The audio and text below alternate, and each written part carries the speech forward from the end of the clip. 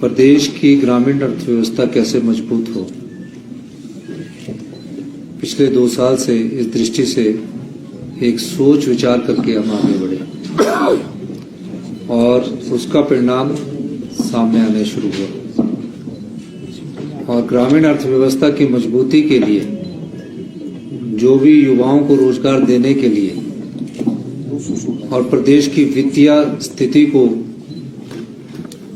ठीक करते हुए ये बजट हमने प्रस्तुत किया है। इसमें सभी वर्गों का ख्याल रखा गया है।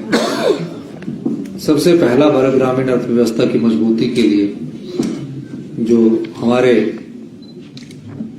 किसान हैं, बागवान हैं, पशुपालक हैं, जो नित्य इस रोजगार से जुड़े हैं, उनको कैसे आत्मनिर्भर बनाया जा सके, उनके कैसे आर्थिक समृद्धि मजबूत की जा सके, इस दृष्टि से हमने उन बिंदुओं को चिन्हित किया जिन बिंदुओं के सहारे वो अपना जीवन यापन करते हैं। पहला बिंदु पशुपालन से संबंधित था। पिछले वर्ष हमने गाय के दूध में 32 रुपए हुआ करता था, 13 रुपए की बढ़ोतरी की, 45 रुपए किया। और भैंस का दूध जो 45-47 रुपए होता था उसको बढ़ाकर हमने 55 रुपए किया। आपने देखा होगा कि कोई योजना 1 साल के लिए नहीं लाई जाती है, उसकी रूपरेखा, उसका स्वरूप आपके दिमाग में बना होता है। और मेरे पास ग्रामीण अर्थव्यवस्था का स्वरूप बना हुआ है जो हमने अनुभव किया अपने जीवन में। उस अनुभव के माध्यम से हम इस क्षेत्र में महत्वपूर्ण बदलाव लाने की कोशिश कर रहे हैं। आम आदमी के जीवन में बदलाव कैसे आए, कैसे उसकी आर्थिक स्थिति मजबूत हो, इस दृष्टि से भी हमें कार्य करने की जरूरत है। और मैं आपको ये आश्वासन देना चाहता हूं हिमाचल की जनता को कि आने वाले समय में ये ग्रामीण अर्थव्यवस्था और तेजी से आगे बढ़ेगी। अभी हमने जो बजट प्रस्तुत किया उसमें पैसे का एलोकेशन भी कर दिया गया है और उसमें जो हमने गाय के दूध है उसको हमने 6 रुपए बढ़ाकर 45 रुपए से बढ़ाकर 51 रुपए किया है। और भैंस का दूध जो है वो 55 रुपए से बढ़ाकर 61 रुपए किया है। उसके साथ हमने एक चीज और देखी कि कई बार उनको ट्रांसपोर्टेशन नहीं मिलती है और कोई अपना व्यक्तिगत तौर पर दूध लाकर जो मिल्क फैट के नोटिफिकेशन कलेक्शन सेंटर होंगे वहां भी लाकर देगा, 5 किलोमीटर से दूर आकर वहां देता है अपना व्यक्तिगत तौर से, और उसकी क्वालिटी मिल्क की ठीक होगी तो उसे 2 रुपया एक्स्ट्रा और मिलेगा। तो इस तरह वो 8 रुपये दूध में बढ़ोतरी की गई। दूसरा भाग, हमारे यहाँ कौन सी खेती होती है और किस खेती के आधार पर हमें आगे बढ़ना है। कुछ एरिया बागवान आधारित है, कुछ एरिया किसान आधारित है। अब उसको चिन्हित किया गया, जो खेती हो उसमें कैसे उनको उपज का सही मूल्य मिले। पिछले वर्ष हमने पहली बार मक्की का, प्राकृतिक मक्की का मूल्य 30 रुपए तय किया और जनता के वहां जो किसान थे उनके हाथों में पैसा गया। मक्की का हमने, गेहूं का हमने 40 रुपए तय किया। अभी गेहूं खरीदी नहीं गई क्योंकि गेहूं का सीजन खरीदने का अब है। जो भी प्राकृतिक खेती से उगाया जाएगा उसका हम गेहूं का सीजन जो होगा उसमें वृद्धि की गई। इस बार हमने कहा कि मक्की का जो मूल्य है प्राकृतिक खेती से उगाई मक्की का, वो 40 रुपए सरकार खरीदेगी और 60 रुपए जो गेहूं वो सरकार खरीदेगी। इसके बाद हमने एक चीज देखी कि लोगों ने खेती करना छोड़ दिया है। उसका मूल कारण बंदरों द्वारा फसलों को उजाड़ना है, नील गाय सूरों द्वारा फसलों को उजाड़ना है। तो हमने कहा कि कोई ऐसी उपज ढूंढी जाए जो किसान लगाए और किसान को उसकी आय हो। इस तरह से हमने पाया कि टर्मरिक जो है, हल्दी जो है, अगर उसको लगाते हैं तो उसको बंदर नहीं खाता है। जब अंकुर फूटता है तो बंदर उसको निकाल के, कई बार मक्की के अंकुर को फूट कर निकाल के खा लेता है। और हमने ये पाया कि 9 महीने में हल्दी तैयार होती है। उसे 90 रुपये 90 रुपीस प्रति किलो के हिसाब से हिमाचल प्रदेश की सरकार खरीदेगी। और तकरीबन 9 महीने बाद जब किसी के पास 10 क्विंटल मक्की होगी, उसकी जेब में 1 लाख रुपया होगा। उस मक्की के साथ और लोग गेहूं भी पैदा करता है।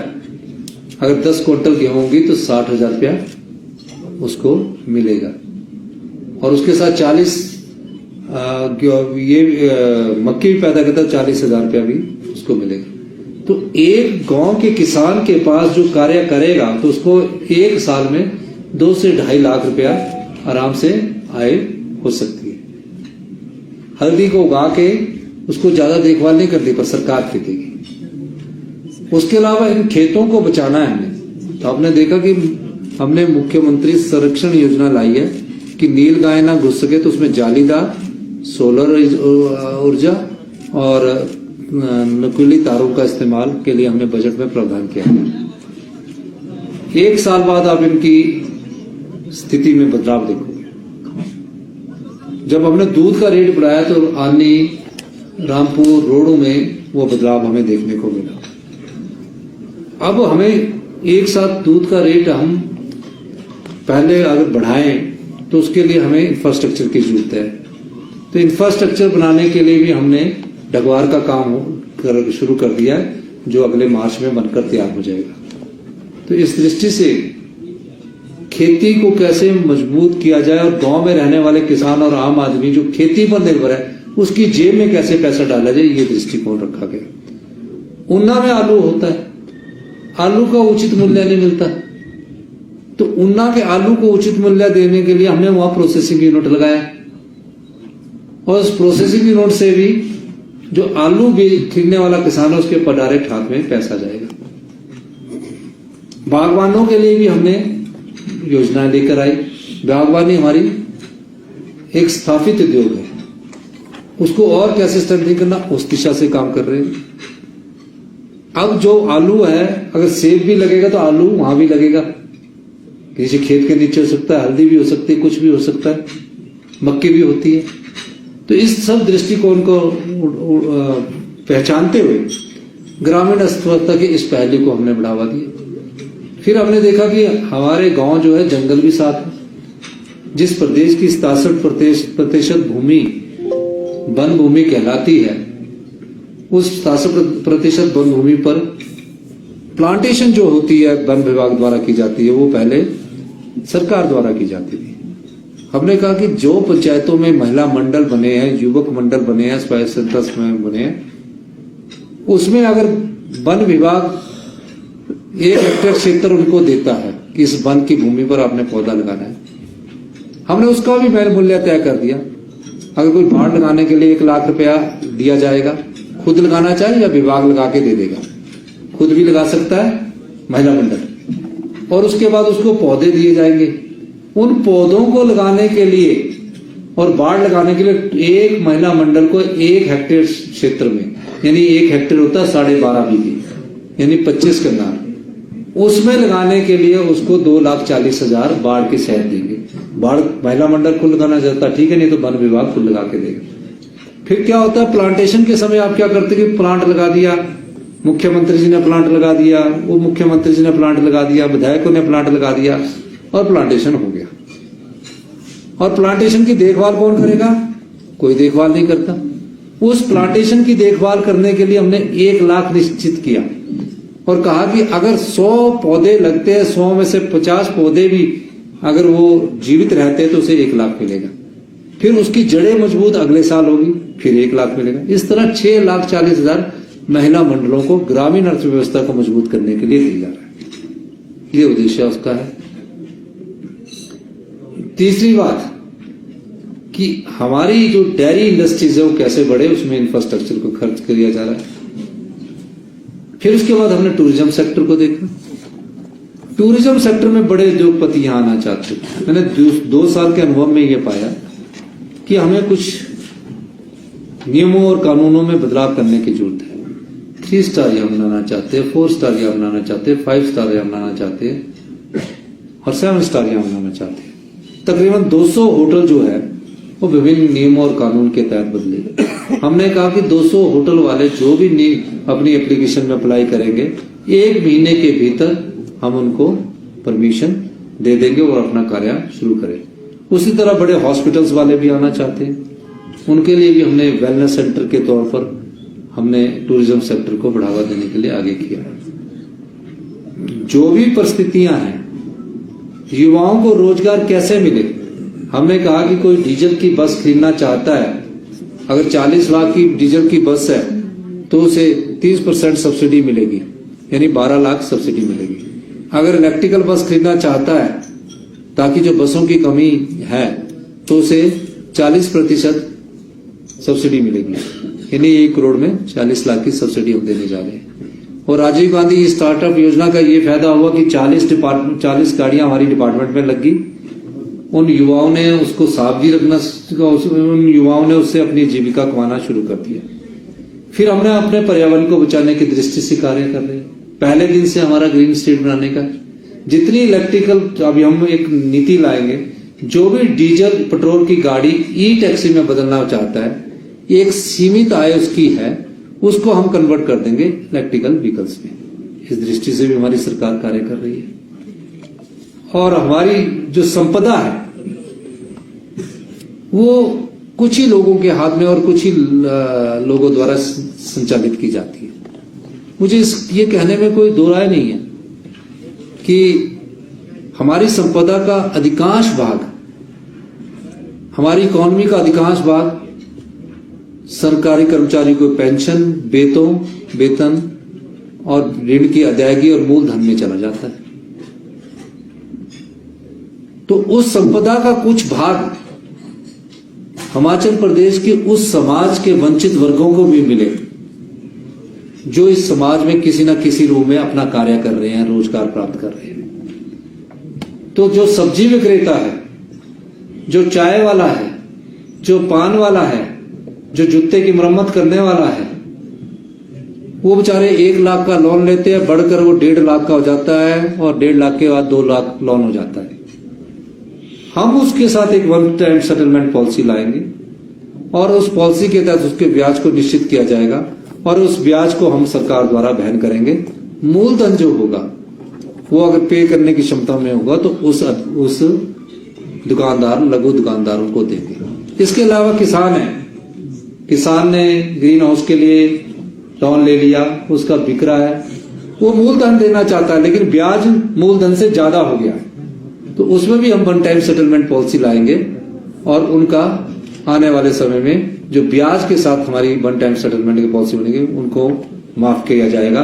इस दृष्टि से भी हमारी सरकार ने समाज के उस वंचित वर्ग का ख्याल रखा है जो वंचित वर्ग, समाज के उस वंचित वर्ग कई सालों से उपेक्षित महसूस कर रहा है।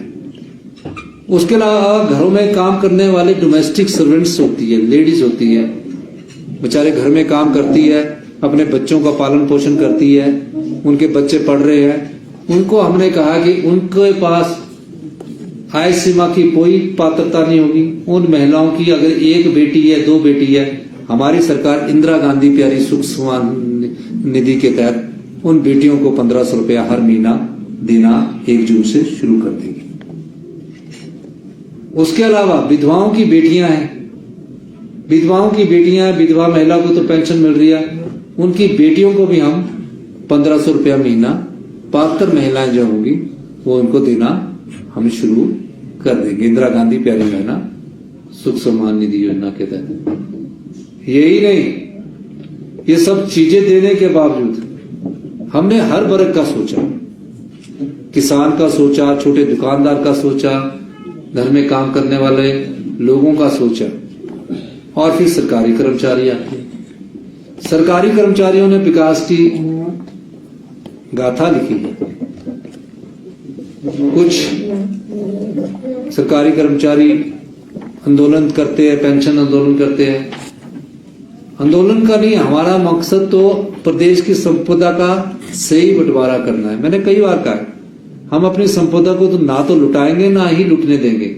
उस संपदा का समाज के सभी वर्गों में सही बंटवारा करेंगे। इस दृष्टि से हमने जो 70 साल से ऊपर के पेंशनधारी है, उनकी इस साल सारे जो एरियर है उसको देने की हमने घोषणा की। इसके साथ क्लास 3, क्लास 4, क्लास 1 का भी चरणबद्ध तरीके से एरियर देने की हमने घोषणा की। उसके अलावा किसी सरकारी कर्मचारी ने ये सोचते हुए विचार में, सभी मैं सरकारी कर्मचारी अधिकारियों का धन्यवाद करता हूं, सभी जो यूनियन वाले हैं उनका भी मैं धन्यवाद करता हूं, चाहे वो सभी यूनियन के है, चाहे वो एनजीओ है, चाहे पेंशनर यूनियन है, सबका धन्यवाद। किसी ने मांग नहीं की, उन्होंने आर्थिक स्थिति को समझा, उन्होंने आर्थिक विषमता को समझा। जो आर्थिक कुप्रबंधन पिछली सरकार द्वारा किया गया, उन्होंने कोई मांग नहीं की, लेकिन हमने सोचा ये दिन रात हमारे लिए मेहनत करते हैं, इस प्रदेश की संपदा को बचाए रखे हैं, इनका भी अधिकार है। मैंने बजट का राजस्व देखा, उसको सही किया और आज उनको हमने 3% का डीए अपने सरकारी कर्मचारी, अधिकारी, पेंशन भोगियों सबको दिया। तो ये व्यवस्था है, परिवर्तन ही है। जहां कोई मांग नहीं रहा, जहां कोई अधिकार को लेकर आंदोलन नहीं कर रहा, आंदोलन हुए तो कोई स्टेट कैडर को लेकर हुए, कोई किसी को लेकर हुए, लेकिन किसी ने अपने वेतन को बढ़ोतरी के लिए नहीं कहा। लेकिन एक राज्य के मुख्यमंत्री होने के नाते अगर वो नहीं कहते हैं तो उनकी पीड़ा को भी मैंने समझना है, उनके दर्द को भी मैंने समझना है। वो सरकारी कर्मचारी, किसान, आम नागरिक हमारे समाज के नागरिक है और उनकी संपदा को बांटने का हमने पूरा निर्णय लिया। युवाओं को बोला हमने कि आप ट्राइबल में हो, अपना कोई होटल खोलते हो तो उनको 5% इंटरेस्ट पेंशन मिलेगा, यानी कि जो 10% को घटाकर 5% रख लीजिए। तो जो 5% हम इंटरेस्ट पेंशन लेकर आए हैं, और जो ट्राइबल में नहीं रह रहे, ग्रामीण क्षेत्र में बनाना चाहता है, उनको हम 3 और 4% का इंटरेस्ट पेंशन देंगे। जो गांव में किसी के पास सरकारी जगह है, वो अपना अगर सोलर पावर प्रोजेक्ट लगाना चाहता है, तो हमने उसको बोला कि ट्राइबल क्षेत्र में 5% का इंटरेस्ट ब्याज सरकार देगी, और ग्रामीण क्षेत्रों में 1 मेगावाट तक 4%, और 1 मेगावाट से कोई भी हिमाचली युवा अगर सोलर प्रोजेक्ट लगाता है उसको हम 3% 1 मेगावाट से ऊपर वाले को देंगे। इसके लिए योजना अभी हम लाएंगे। तो इससे युवाओं के रोजगार के साधन बढ़ेंगे। 1000 बसेस हम युवाओं को देने जा रहे हैं ताकि किसी को सुविधा ये ना रहे। ये सारा परिवर्तन क्यों करने जा रहे हैं? ये व्यवस्था परिवर्तन है। इस व्यवस्था परिवर्तन में आप सब लोगों का अधिकार है। इस प्रदेश की संपदा को आम लोगों तक पहुंचाने का दायित्व हमारा है। पिछली बार हमने मनरेगा में 60 रुपए की बढ़ोतरी की, इस बार हमने मनरेगा में 20 रुपए की बढ़ोतरी की, 320 रुपए दिया जा रहा है। और जितने भी पहाड़ी राज्य है उसमें सबसे ज्यादा हमारी मनरेगा होगी। क्यों? मनरेगा में काम करने वाले जो हमारे भाई बहन है, उन्होंने कभी मांग नहीं की है, कोई आंदोलन नहीं किया, लेकिन हम उनकी स्थिति को समझते हुए, ग्रामीण अर्थव्यवस्था को मजबूत करते हुए उन परिवारों की आर्थिक समृद्धि कैसे आए, ये सब चीजें ग्रामीण अर्थव्यवस्था से जुड़ी हुई है। बाकी जो हम दे रहे हैं तो हम करेंगे ही। अब बताइए, जिस प्रदेश की हेल्थ सेक्टर में आईजीएमसी में 19 साल पुरानी एमआरआई लगी हो, 19 साल, टांडा में क्या हाल होगा? 10-20 पुराने मेडिकल टेक्नोलॉजी है, वहां डॉक्टर छोड़ के चले जाते थे, पीजी करके चले जाते थे। हमने उनका कहा कि जो पीजी कर रहे डॉक्टर है उनको 62-65 हजार से बढ़ाकर 1 लाख रुपया हमारी सरकार देगी, और जो एसआरशिप कर रहे हैं उनको 1,30,000 रुपए देगी, ताकि हमारे हेल्थ इंस्टीट्यूशंस अच्छे हो सके। हम युवाओं को रोजगार आउटसोर्स पर दे रहे हैं, आउटसोर्स की एक बड़ी लाइन खड़े होकर हमारे पास 20-20 साल पुराने आउटसोर्स वाले आते हैं। हमने कहा उस नीति में बदलाव करेंगे और हम सरकारी क्षेत्र में गुजरात का एक मॉडल है उसको स्टडी कर रहे हैं, उस स्थिति से आगे बढ़ेंगे ताकि उनको आउटसोर्स की कमी ला सके। यही नहीं, सड़कों में हमारा कैसे खर्च होना है, पानी में कैसे खर्च होना है, उसकी गुणवत्ता पर हम जोर दे रहे हैं। तकरीबन हर क्षेत्र के हर वर्ग को हमने भीषण परिस्थिति होने के बावजूद भी हमने अपनी तरफ से बेस्ट बजट इस साल का, जहां आर्थिक संकट हो, प्रस्तुत किया है। एक साल बाद आप गांव के किसान के पास जाएंगे, आप उसकी जेब में पैसा देखेंगे और ये नीति आने वाले समय में उनके जीवन में बदलाव लाएगी। दूध से बदलाव आया, मक्की से बदलाव आया, अब टर्मरिक से बदलाव आएगा। ये ही ग्रामीण अर्थव्यवस्था का मूल मंत्र है। डॉक्टर ऑपरेशन थिएटर में आउटसोर्स पर 13,000 में लगा हुआ है, लेबोरेटरी टेक्नीशियन 15,000 में लगा हुआ है, मेरिट पर आया हुआ। हमने कहा सबको 25,000 रुपया मिलेगा और उनके पद भी अभी भरे जाएंगे। इस वर्ष हम परफॉर्म करके आपके सामने बताएंगे कि कहां कहां जो गलतियां हुई उसमें सुधार करेंगे। प्रशासनिक अधिकारियों को भी दिशा निर्देश दिए। हर दिन हम मॉनिटरिंग करेंगे, बैठ के बात करेंगे। मंत्रिमंडल के सदस्य हर दिन जो बजट में आया उसको कैसे अमली जामा बनाएंगे, हम इस दृष्टि से काम करेंगे। और मैं ये भी कहना चाहता हूं कि हम सब लोग मिलजुल कर इस प्रदेश को आत्मनिर्भर बनाना है। 25,000 पोस्टें भरी जा रही है। आईपीएच में इंटरव्यू शुरू हो चुके, कुछ जगह खत्म हो चुके। 25,000 पोस्टें तो ये सरकारी क्षेत्र में, चाहे आउटसोर्स में, चाहे किसी सरकारी क्षेत्र में, चाहे हम रेगुलर भर रहे हैं, इसमें भरी जा रही है। जो और संसाधन हम पैदा कर रहे हैं, जो हम इंटरेस्ट सबवेंशन लाए हैं, वो भी रोजगार के अवसर पैदा करेंगे। मेरा यह मानना है कि हिमाचल प्रदेश की 80% लोग जनसंख्या गांव में रहती है। गांव समृद्ध होगा, प्रदेश आत्मनिर्भर होगा। प्रदेश आत्मनिर्भर होगा, 2032 की जो हम कल्पना लेकर चले हैं कि हम हिंदुस्तान के सबसे समृद्धशाली और अमीर राज्य होंगे, ये नीतिगत बदलाव उस दिशा की ओर अग्रसर कर रहा है। इसमें आप परिवर्तन हो सकता है कि हमारी नीतियों में कुछ खामियां हो, उसमें हम सुधार करेंगे। हमें फैसला जहां गलत होगा उसमें बदलने में कोई हिचकिचाहट नहीं होती है, पर हम फैसले अच्छेपन में सोच विचार करके लेते हैं। हेल्थ सेक्टर में आप आने वाले दिनों में महत्वपूर्ण बदलाव देखेंगे। शिक्षा क्षेत्र में आपने बदलाव देखा। शिक्षा की गुणवत्ता के लिए हमने डे बोर्डिंग स्कूल बनाने स्टार्ट कर दिए। अगले साल 10 डे बोर्डिंग स्कूल होंगे। आपको मैं अपने 2 डे बोर्डिंग स्कूल में लेकर जाऊंगा, जहां बोलेंगे कि गांव के बच्चे हम इन स्कूलों में पढ़ते हैं। अभी जो गांव के बच्चे जिन स्कूलों में पढ़ रहे हैं वहां क्वालिटी एजुकेशन नहीं दे पा रहे। गांव के परिवारों के साथ भी धोखा कर रहे हैं और उन बच्चों को जो स्कूल में जा रहे हैं उनको भी धोखा कर रहे हैं। इसमें भी बदलाव की जरूरत है। तो प्रदेश बदलाव के दौर से गुजरते गुजरते आत्मनिर्भरता की ओर बढ़ रहा है। यही व्यवस्था परिवर्तन होता है जब आर्थिक तंगी के बाद सभी वर्गों को कुछ ना कुछ मिला हो, और उसका मूल मंत्र ये होता है नीतिगत बदलाव, नियम में बदलाव, कानून में बदलाव, भ्रष्टाचार के चोर दरवाजे बंद करके जनता का पैसा, जनता की संपदा को जनता में बांटना है। यही मैं आपको लोगों के साथ ये कहता हूं। और मैं ये भी कहना चाहता हूं कि हम आने वाले समय में और महत्वपूर्ण बदलाव करेंगे। टूरिज्म सेक्टर में करेंगे, टूरिज्म के सेक्टर में करेंगे, और एयरपोर्ट्स और हेलीपोर्ट्स में हम बदलाव करेंगे। हिमाचल बदल रहा है। हमारे अपनी सोच को बदलना होगा। हमें उन परिस्थितियों और उस सोच के साथ चलना होगा जो भविष्य की सोच है, और प्रकृति में बदलाव ही सबसे बदलाव प्रकृति का नियम है। तो हमारी सरकार इस दिशा में आगे बढ़ रही है।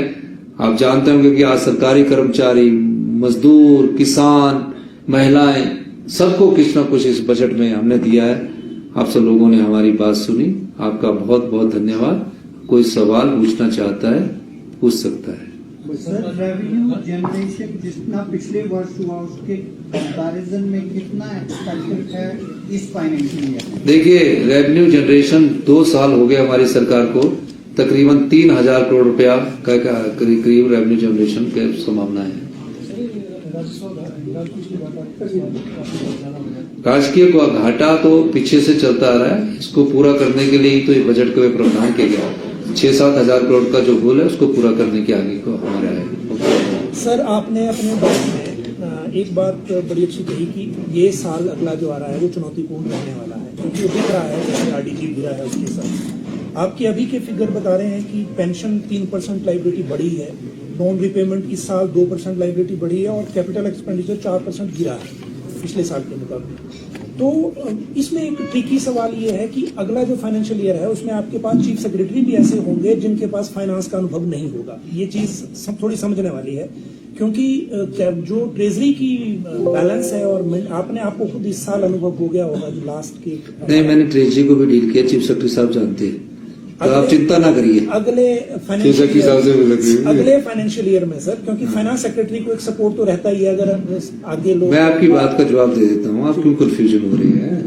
आप जो पूछना चाहते हो उसी को बता रहा हूँ। मैं फाइनेंस मिनिस्टर भी हूँ और फाइनेंस मिनिस्टर होने के बाद जो सुधार हुए फाइनेंस मिनिस्टर के इंगित द्वारा इंगित किए जाते हैं, चर्चा होती है कैसे आगे बढ़ना है, उस चीजों को सबका समाधान रखा है। आपको एक और चीज बता दूं कि आने वाले समय में और स्पीड अप काम होंगे। कैपिटल एक्सपेंडिचर अभी 31 मार्च को खत्म होना है, इसमें अभी आंकलन किया गया है कितना कम रह सकता है, लेकिन हमें को लगता है कि पिछले वर्ष की तुलना में और पिछले वर्ष की तुलना में हमारा कैपिटल एक्सपेंडिचर ज्यादा हो रहा है, अभी और तेज होगा। नीतिगत बदलाव हो रहे हैं और जो फाइनेंस है इसमें कोई दो राय नहीं जो आप कह रहे हैं कि हमारी स्थिति ठीक नहीं।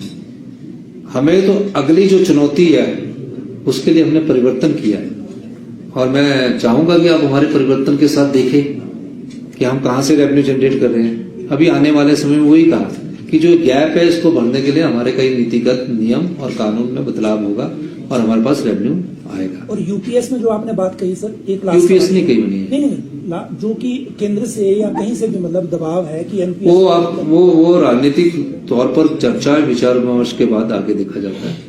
इसलिए आप सब लोगों को आप किसी ने पूछना है? सर, आपने 29,000 करोड़ का जो आपने इसमें लोन लाया है, जबकि 29,000 करोड़ के 2 सालों में जो सरकार ने लोन लिया है और एक साल में आप 6,561 करोड़ पे ले सकते हैं, तो बाकी जो 8,000 करोड़ का जो ये गैप है सर, ये कैसे पूरा किया जाए? नहीं, आप ये समझे पिछला जो वर्ष था उसमें हमें 6,531 करोड़ रुपया लोन लिया है, उसमें हमारी कैपिंग होती है आरबीआई द्वारा, उससे ज्यादा हमको नहीं मिल पाया, उससे पहले हमारे को ज्यादा मिला। इस साल की अभी लोन की लिमिट आएगी तो पता लगेगा।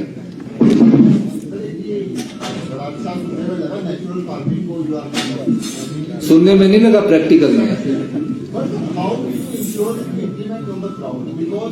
तो यही तो मैं कह रहा हूं कि आप लोगों को पता करना है कि जहां हमने पिछले साल प्राकृतिक खेती में मक्की के आटे का मक्की खरीदने का रेट 30 रुपए किया था, 3,000 मीट्रिक मुझे याद नहीं है वो खरीदी और उसके नाम से अब गेहूं भी खरीदेंगे। तो ये प्रोक्योर का जो है हमारा मार्केटिंग बोर्ड है। मैं बताता हूँ पैरामीटर्स क्या बोल रहे हैं, वो सर्टिफाइड होगी। आपने बजट में इसमें लिखा, हाँ वो सर्टिफाइड होगी। आपकी बात सही है कि आप प्रकृति को कैसे करोगे, तो उस चीज का सर्टिफिकेशन होगा। जैसे मक्की का सर्टिफिकेशन हुआ, टर्मरिक का सर्टिफिकेशन होगा, गेहूं का सर्टिफिकेशन होगा। तो ये रेट, क्योंकि हम प्रकृति में हिमाचल प्रदेश को नंबर 1 स्टेट बनाना चाहते हैं यहाँ की भौगोलिक, डेमोग्राफिक और प्राकृतिक चीज जलवायु के हिसाब से, तो ये प्राकृतिक में सर्टिफाइड होगा और अगले वर्ष से खिलना शुरू हो जाएगा। धन्यवाद।